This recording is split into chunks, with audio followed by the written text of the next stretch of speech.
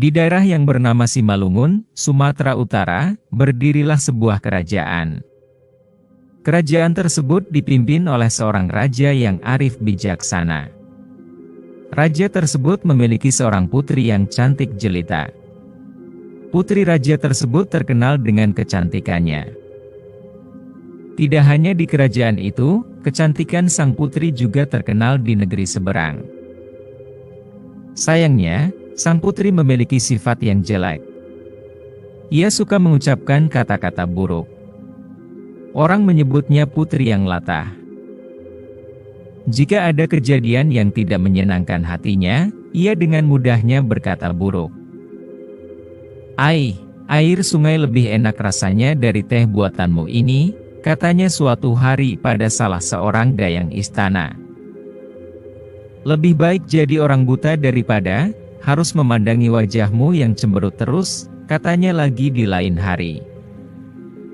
Raja dan ratu selalu mengingatkannya agar berhenti mengucapkan kata-kata buruk. Mereka takut jika suatu saat ucapan putri itu menjadi kenyataan. Bagaimana jika kau benar-benar buta nanti? Tanya ratu cemas. Putri tak peduli. Dari hari ke hari, perkataan buruknya bertambah banyak. Suatu hari, datanglah raja muda dari negeri seberang. Rupanya raja muda itu telah mendengar tentang kecantikan sang putri. Kebetulan ia sedang mencari wanita untuk dijadikan permaisuri. Raja muda itu lalu mengumpulkan para penasehat kerajaan untuk mengutarakan maksudnya. Wahai para penasehatku, apakah kalian semua sudah mendengar kabar berita tentang kecantikan putri dari negara tetangga kita? Sudah, Paduka, jawab para penasehat hampir berbarengan. Bagaimana pendapat kalian seandainya sang putri itu aku jadikan permaisuri? Tanya sang raja muda. Hamba juga setuju, Baginda. Pendapat hamba, Tuan Putri yang cantik jelita itu adalah pasangan yang serasi. Paduka adalah seorang raja muda yang tampan, sedangkan sang putri adalah seorang gadis yang cantik jelita, tambah seorang penasehat. Baiklah kalau begitu. Segera persiapkan segala keperluan untuk meminang sang putri, perintah sang raja. Keesokan harinya, rombongan utusan raja muda meninggalkan istana menuju negeri tempat tinggal sang putri. Sesampainya di sana, mereka disambut dan dijamu dengan baik oleh ayah sang putri. Selesai perjamuan, utusan sang raja muda menyampaikan maksud kedatangan mereka. Ampun, Baginda. Adapun maksud kedatangan kami ke sini adalah hendak menyampaikan pinangan raja kami, ucap salah seorang utusan yang bertindak sebagai juru bicara. Dengan senang hati, kami menerima pinangan raja kalian, balas sang raja. Hal ini akan mewujudkan persatuan dan mewujudkan masyarakat yang makmur, damai dan sejahtera, lanjut sang raja. Terima kasih, Baginda.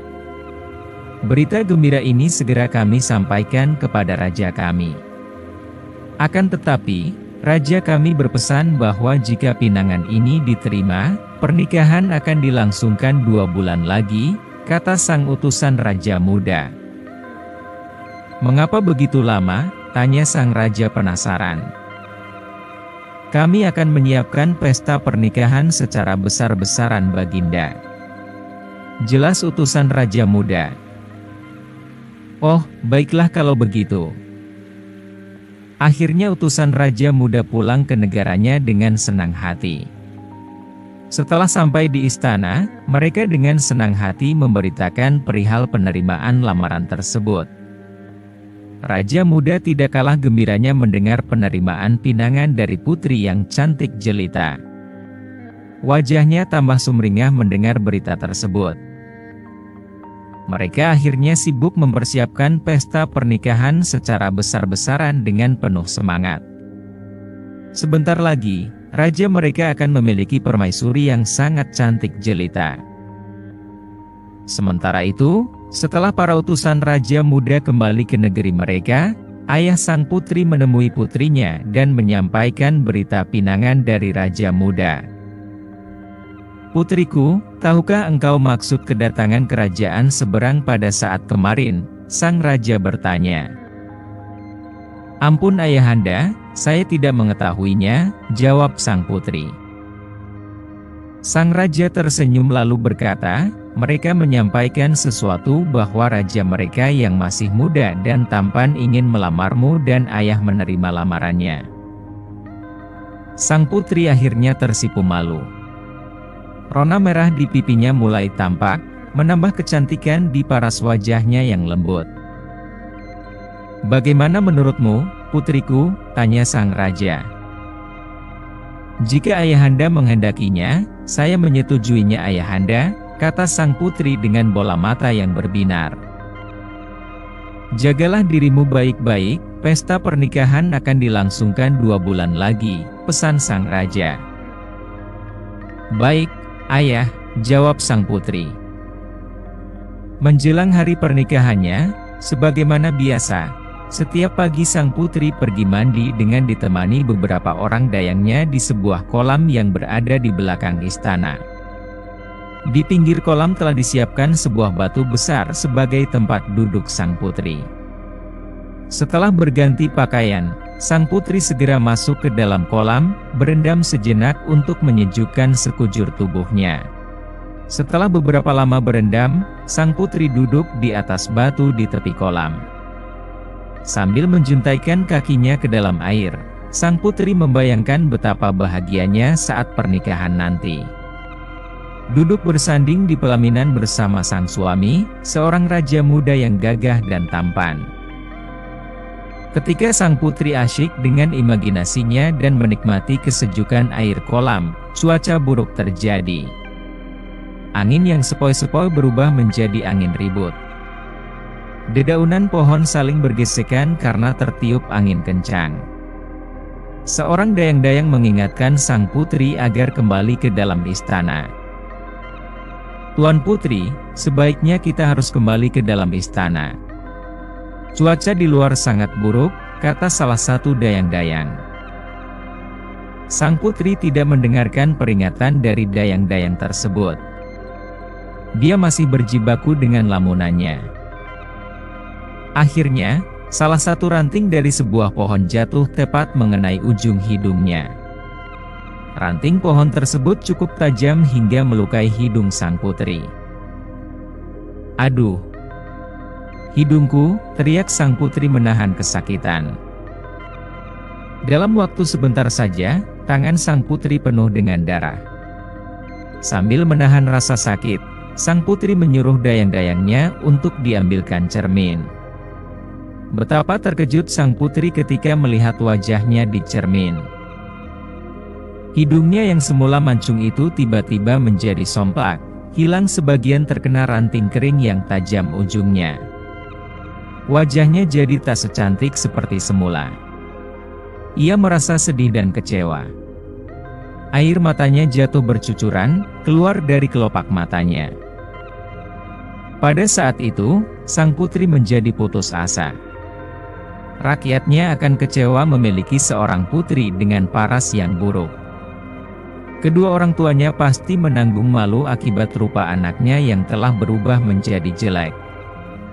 Sang raja muda pasti akan mencari putri yang lain untuk dijadikan permaisurinya. Sang putri jadi sangat tertekan. Pikiran-pikiran buruk terus berkecamuk di kepalanya. Hatinya semakin bingung. Ia tidak ingin membuat malu dan kecewa kedua orang tuanya. Namun, ia tidak mampu mengatasi permasalahan yang sedang dihadapinya. Ia tidak dapat berbuat apa-apa lagi, selain menyesali nasibnya yang malang itu. Sang putri jadi putus asa. Sambil bercucuran air mata, ia menengadahkan kedua tangannya ke atas, lalu berdoa. "Ya, Tuhan, hukumlah hamba-Mu ini yang telah membuat malu dan kecewa orang tuanya." Begitu doa terucap dari mulut sang putri, tiba-tiba petir menyambar-nyambar sebagai tanda doa sang putri didengar oleh Tuhan. Beberapa saat kemudian, tubuh sang putri mengalami perubahan yang sangat mengejutkan. Kakinya yang putih mulus tiba-tiba mengeluarkan sisik. Perlahan-lahan, sisik-sisik tersebut merambat ke atas. Para dayang tersentak kaget ketika menyaksikan peristiwa yang aneh itu. Ketika sisik-sisik itu mencapai dada, sang putri segera memerintahkan salah seorang dayangnya untuk memberitahu ayah dan ibunya di dalam istana. "Ampun, Baginda," hormat sang dayang kepada raja. "Ada apa, Dayang?" tanya sang raja. "Ampun, Baginda. Kulit Tuan Putri mengeluarkan sisik seperti ular," lapor dayang. "Apa? Anakku mengeluarkan sisik?" tanya sang raja tersentak kaget. Sang raja dan permaisuri segera menuju ke kolam permandian. Sesampainya di kolam, mereka sudah tidak melihat tubuh sang putri. Yang tampak hanya seekor ular besar yang melingkar di atas batu, yang biasa dipakai sang putri untuk duduk. "Putriku," seru sang raja kepada ular itu. Ular itu hanya bisa menggerakkan kepala dan menjulurkan lidahnya dengan tatapan mata sayu. Ia seperti hendak berbicara, namun tak satu kata pun yang terucap dari mulutnya. "Putriku, apa yang terjadi denganmu?" tanya permaisuri dengan cemas. Walaupun permaisuri sudah berteriak memanggilnya, namun ular itu tetap saja tidak bisa berkata apa-apa. Tak lama kemudian, ular besar penjelmaan sang putri itu pergi meninggalkan mereka dan masuk ke dalam semak belukar. Sang raja dan permaisuri beserta dayang-dayang tidak bisa berbuat apa-apa. Mereka sangat sedih dan menangis atas nasib malang yang menimpa sang putri. Peristiwa penjelmaan sang putri menjadi seekor ular adalah hukuman dari Yang Kuasa atas permintaannya sendiri, karena rasa putus asanya. Ia putus asa karena telah membuat malu dan kecewa kedua orang tuanya. Ia tidak berhasil menjaga amanah ayahnya untuk selalu menjaga diri agar tidak terjadi sesuatu yang dapat membatalkan pernikahannya dengan raja muda yang tampan itu.